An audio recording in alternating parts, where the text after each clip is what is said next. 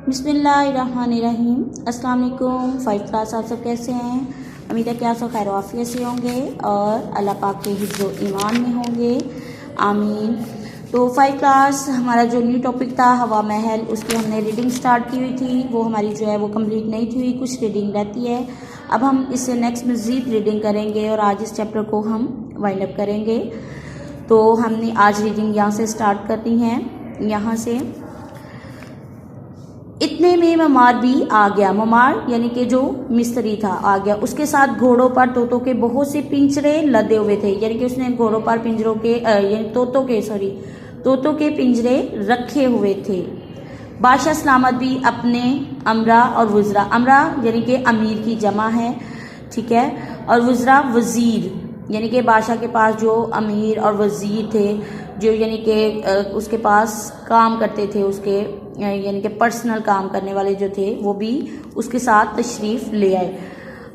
अब नुमार ने बादशाह से कहा ये तोते भी मेरे कारीगर हैं। अब कारीगर क्या है? दस्तकार यानी कि हुनरमंद हैं, अपने काम में माहिर हैं, यही महल बनाएंगे। माहिर यानी कि जो महारत रखने वाला होता है। अब वो क्या है? नुमार कहता है कि ये तोते ही मेरे हुनरमंद है, यानी महारत रखने वाले, और यही महल बनाएंगे। वो बादशाह को ये कहता है। उसने बादशाह की इजाज़त से तोते जो थे वो फ़ज़ा में छोड़ दिए। जो ही तोते उड़े फ़ज़ा में तो ईंटें दो गाड़ा दो की आवाज़ें गूंजने लगी, ठीक है।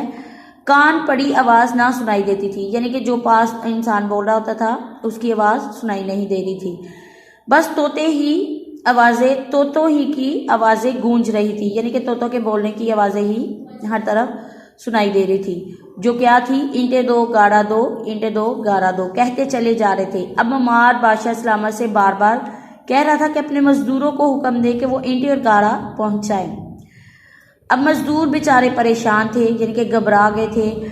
वो बादशाह से बार बार यही अर्ज कर रहे थे, यानी कह रहे थे कि हम फिजा में ईंटें और गाड़ा कैसे पहुंचाएं, क्योंकि ये तो नामुमकिन था, ठीक है। अब बादशाह अमरा और वज़रा एक दूसरे का मुंह तक रहे थे, यानी कि देख रहे थे।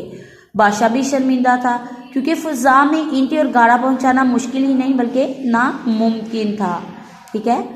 ममार का सर जो था फ़ख्र से ऊंचा हो गया था। बादशाह ने उसे दरबार में तलब किया, यानी कि बुलाया, और उसकी जहानत की तारीफ़ की, यानी कि उसके ज़हीनों ने की और उसकी जहानत पर उसकी तारीफ़ की, और हुक्म दिया कि ज़मीन ही पर एक ऐसा आलीशान महल तमीर करे जिसकी दुनिया में कोई मिसाल ना हो। अब ममार ने बड़ी मेहनत और महारत से ऐसा महल बनाया जो बादशाह को बहुत पसंद आया। बादशाह ने ममार को माला माल कर दिया, यानी कि उसको बहुत ज़्यादा रुपया पैसा दिया।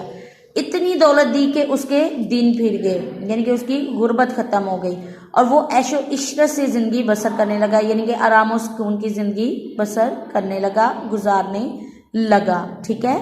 5 क्लास आपने यहाँ तक जो है रीडिंग वो याद करनी है और अल्फाज की अदायगी अच्छी तरह से सीखनी है। अपना ख्याल रखिएगा और दुआ में याद रखिएगा। ओके, अल्लाह हाफिज़।